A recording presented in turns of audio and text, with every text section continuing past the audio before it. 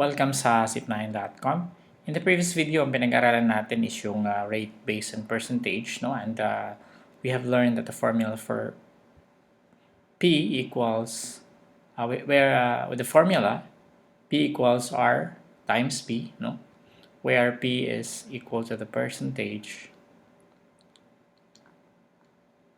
R is equal to rate, tsaka B equals base, no?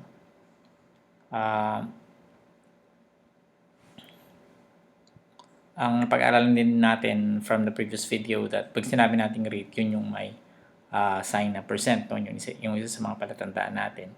At usually, ang base is, no, not usually, but the base, no, is yun yung minimultiply natin sa rate, no? At yung percentage ay wala siyang percent sign. Yun ang maging result ng product ng rate at saka ng base, no? So here, for example, what is 25% of 300? So ang rate natin dito ay obviously this is 25%. Tapos pag sinabi mo kasing of multiplication yan, so you're multiplying 25% by 300. So this is the base. Base equals 300. And the percentage is the unknown, no? So gagawin natin is we follow the formula, no? So P equals RB, or R times base. Then P equals rate, which is 25%. Pero sabi natin, hindi pwedeng i-multiply directly yung 25%. Kailangan natin siya i-convert to decimal. Kailangan natin siya i-convert to decimal, no? And para ma-convert yung percent sa decimal, we move the decimal place to the decimal point 2 points or 2 places to the left, no? So pag ang whole number, ang decimal place yan nandito sa unahan, no? So 1, 2 magiging 0.25. 0.25 times 300, no? So ang 0.25 times 300 times 300, we have 0, we have 0, we have 15, we have 0, we have 0, we have 6. That's 7500. Tapos, yung pinaka-final answer, kung ilan yung decimal natin dito. Meron tayong dalawa, no? Dalawa rin dito from the right. So, sabi natin, pag whole number, nandito yung decimal point sa unahan. So, we move 2 decimal places to the left. So, we have 75.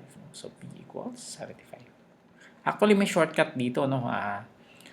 Meron lang, pinag-aaralan lang natin yung formula na to, kaya tayo naglo-long cut. But 25% is actually 1/4. So, kunin mo lang yung 1/4 ng 300. Kunin mo yung 25%. So, kalahati ng 300 is 150. Kalahati ng 150 is 75. No? Pero kaya tayo naglo-long cut because we're using this formula. Kasi palagi naman, or hindi naman palaging pwede ka mag-shortcut, especially kung complicated na yung percent mo. 13%, hindi ka na pwedeng mag-fraction basta-basta, no? So, gusto ko lang ipakita sa inyo that there are many ways to solve this calculation, no? Next, what is 12.5% of 700? So, again, we have the rate. This is 12.5. And then we have the base of 700. Pareho lang yung tanong, no? And we are looking for the percentage. So P equals RB, and P equals, what is the rate? Gagawin natin decimal. So nandito yung decimal point natin. We move 2 decimal places to the left. Magiging 0.125 siya. No? So naging 0.125 siya, pero nilalagyan natin ng 0 sa unahan, no? Before the decimal point. Yan yung convention natin, no? Times 700. So, again, we multiply. Multiply manually. Pero, syempre, kung pwede naman calculator, pwede tayo mag-calculate. Times 0.125.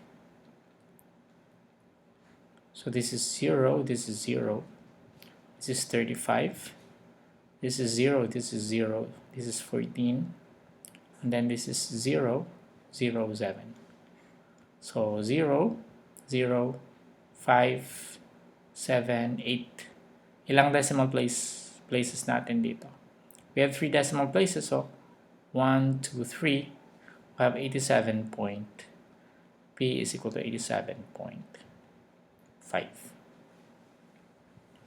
Next, what is 120% of 50? Now, notice na dito sa problem na to, yung 120 is more than 100%.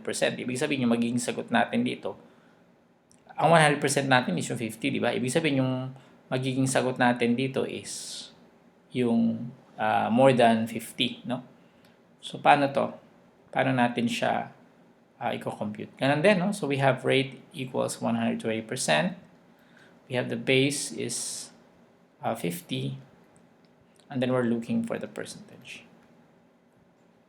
So, P equals RB. And P equals, anong rate natin dito? Sabi natin, move 2 decimal places to the left. So, magiging 1.2.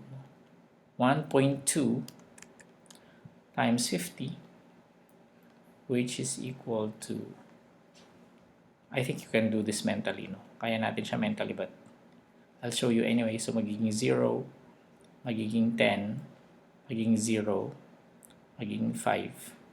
So, that's 600, pero meron tayong 1 decimal place dito. Kaya magkaroon tayo ng 1 decimal place dito. So, that's 60. Okay? So, more than the base na nandito. Kasi mas malaki nga siya sa 100%. Or another way to solve this is kunin mo muna yung 20% ng 50. Magiging 10 yan. I leave that to you, no? 20% of 50 magiging 10.